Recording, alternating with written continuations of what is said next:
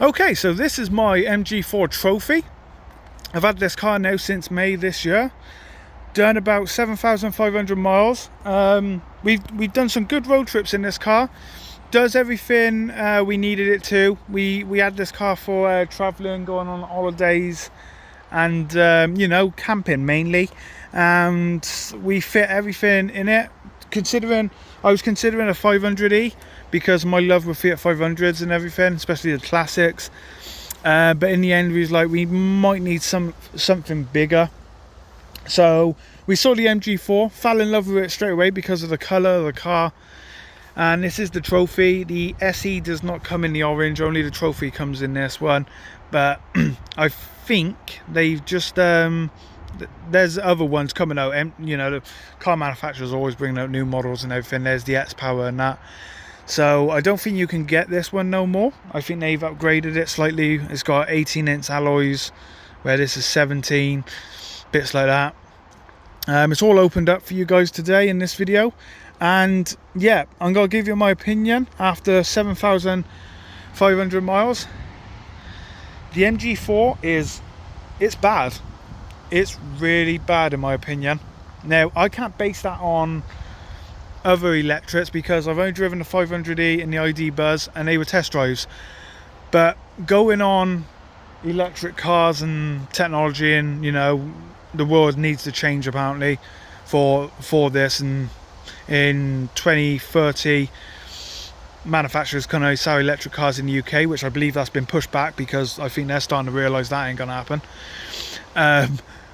But it's bad. The MG4 is bad. Now the car looks great. Build quality is questionable on this one, and I'm not the only one who thinks it. On the forums groups, Facebook groups, the MG groups, we've met a few MG owners and we all have the same opinions about things that we're really not liking with the car. And I'm sure most of you out there, MG owners, MG4 owners, can, you know, we all talk about the lane assist nearly killing us at least once a day, which is true. The lane assist is absolutely terrible, especially when you live in lanes and, you know, B roads and side roads, and the car thinks you're going over the line, but you're not. You're just staying away from the edge, so the steering wheel will pull you into that hedge. It's not a nice feeling. It's really not. That needs to be looked at. The car needs a memory. You can turn it off. You can actually, if I go into the car now, you can turn lane assist off, which I think I turned it off just a second ago. Yeah, it's turned off, but because I've not drove away, it's not reset. But every time you get out of the car, that goes back on. And then to cancel it, you got to do that, disable. But if you forget when you're driving, which I'm forgetful, I'm very forgetful at times, it's very annoying. That's dangerous in my opinion. It's not nice. Front collision assist, and again, I'm not the only person in the groups and everything. It's all, everyone's had this. You be driving down the motorway. We done this the other day. We was driving down, coming out of Cardiff. We was coming out of Cardiff and just joining the A40, I think it was. Nothing in front of us. There was one or two cars behind us, and we was doing about 50-60 miles per hour, and the car jammed the brakes on the motorway in the slow lane. While the A40, the slow lane. And yeah, it jammed the brakes on out of nowhere. Now, I quickly reacted and put my foot on the throttle because I put it in cruise control. We usually cruise at 55 if we're not in a rush to get anywhere. And yeah, it jammed the brakes on. There was a car behind us who nearly had us. Nearly. He saw us, you know, jam the brakes on, probably thinking, why are they braking? And that was the car. The car saw something. Don't know what it was. The front end was clean. I was told maybe it was a sensor or something. The camera recognised something. But yeah, that was not nice. Nearly got wiped out from behind because the car, the MG4, jammed the brakes on for absolutely no reason. And we're not the only one. This has happened to a lot of people who are owning the MG4. It's just not a nice feeling.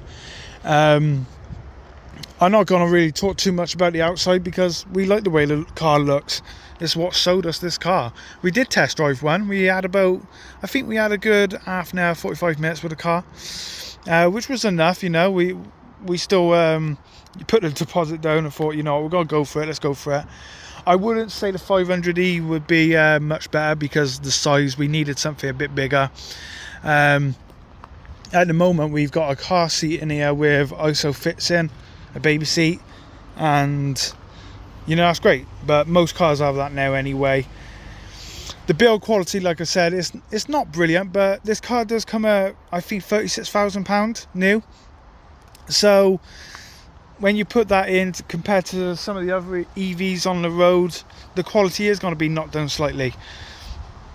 But the biggest thing, and we both hate this about the car, me and Anna, is the sat-nav. It is honestly the worst sat-nav we have ever used. I had a 2006 car with sat-nav, and it was the original sat-nav that come with a car, and it was better than this, and we're talking 2023. So we're talking quite a few years on, and this one's worse. To think technology moves on and everything. Just to give you an idea what happens, the other day we was going to see Hannah's dad in Porton, the other side of Bristol. We've been there many times, once or twice in this car, and basically, let me just plug the phone in because the phone's dying. Basically, it took us 20 minutes out our way to go where we normally go. 20 minutes out our way. It took us through lanes, and you know, it took us off the main road, and we thought, okay, maybe there's roadworks. There was nothing saying on that there's roadworks. Hannah checked her phone whilst I was driving. No roadworks, no traffic, nothing. It took us 20 minutes out our way. And it's not just that journey, it does it all the time. It takes us down lanes, and we're like 5-10 minutes late because of it. And when we go to places we haven't been before, it's very annoying because we was late for an appointment not so long ago because the sat nav took us 10 minutes a different way that was completely slower, and it was obviously slower. And again, this is something a lot of people talk about in the forums. It's just it's very annoying. It shouldn't do it. Inside, you know, the quality. I got here you go. Let's go on contacts. I don't know if my phone's synchronized now. My Bluetooth's off, but let's just try something. Okay, so I'm gonna call someone on my using MG. So MG, my MG. Let's try that. I'm here. Call mum. Calling. Engage. Mobile number. Hi, how can I help? Call Hannah. Calling. Scammer. Mobile number. So there you go. That's just two things. I think I'm speaking very clearly.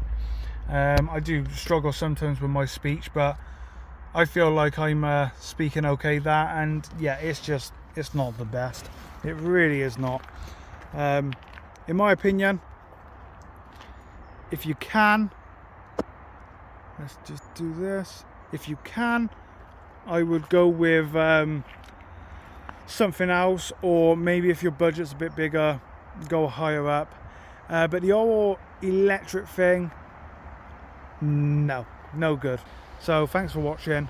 Please remember to like and subscribe, and yeah, don't go for the MG4 trophy or MG4 in general. Bye for now.